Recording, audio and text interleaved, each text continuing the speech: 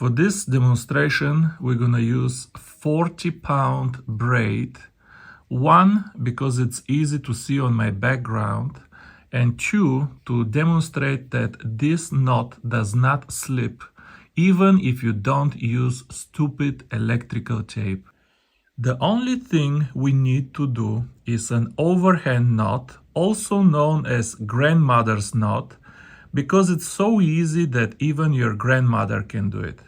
But if you don't know how to do an overhand knot, here is how you do it. You just do it like this and you form a little loop and you make the loop like so. And the loop doesn't even have to be small. In some applications, you have to do the loop pretty small.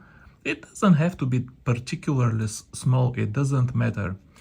But when you are done with the loop, if this is an ultralight fishing application, you should try to cinch this knot as much as you can. I'm not gonna say that it's important because even if you don't do it, it will still work fine, but I will say that it makes a difference. And here is our amazing grandmother's knot. Now we're gonna trim the tag end clean. Now notice that the tag end is parallel to the main line. So if you have a phobia and you want to leave 1 millimeter tag end there, it's not the end of the world because it's not gonna stick out. But still, I always trim my tag ends clean. Get as close as I can and cut it.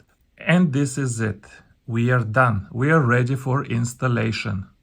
To put it on the spool, we're gonna make a larger loop using the little grandmother's loop that we already did, just by running the main line through the loop like so. Run the main line through the loop, turn it around, and flip it like so. So now we have a larger loop. Do you see?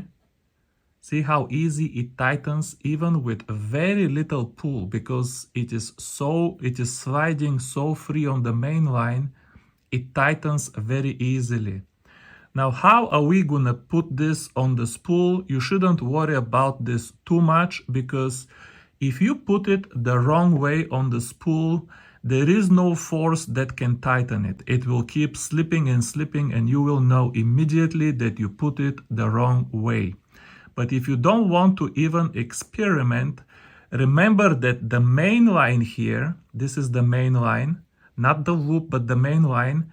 The main line needs to make 180 degrees when the rotor is spinning, okay? The main line needs to come out, and when the rotor starts turning, needs to make 180 degrees. If you are not comfortable with degrees, like Annalena Baerbock from Germany, don't worry about it. Just put it some way that you think it is, and worst case, you have to do it one more time.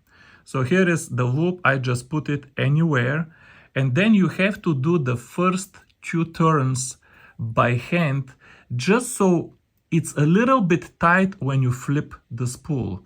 Just the first few turns, do them by hand. They don't have to be particularly tight or particularly neat. Just do a few turns by hand, and that's it. You are done. Flip the spool and start reeling. I have another video on how you have to put the spool, but we're not gonna go in detail now. But you can start reeling now, and I'm gonna put very little line for this purpose, just to show you that even with a little bit of line, I'm gonna try to pull now and hold the spool. Look how little line I have. I don't have a lot of line. This already doesn't slip. I'm afraid to snap the rotor because this is an ultralight reel. This already doesn't slip, folks, because the initial loop tightens so easily that even with the smallest pressure, the more you pull, the more it actually tightens. So this is it. This is the entire installation. And now I'm gonna tell you why I like this method versus any other. There are two reasons why I like this method. The first reason is, of all the methods that work, this is definitely the easiest.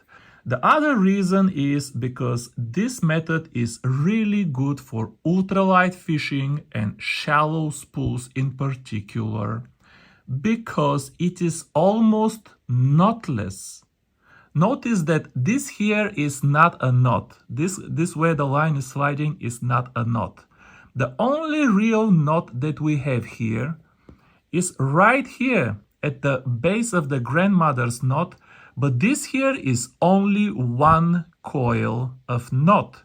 And remember that I told you to cinch it, because when you're using mono and you cinch it, this one coil almost disappears.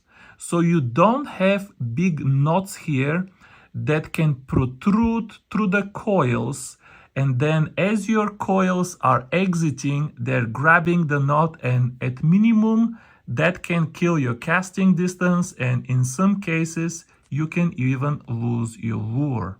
And this is why this method is so good for ultralight fishing. You are never gonna cinch 8 coils, but one coil you can cinch. And then when you put it on the spool, it only takes a few wraps of line for this knot to disappear. The rest of the line is usable for fishing. And for shallow and super shallow spools, this can make a big difference.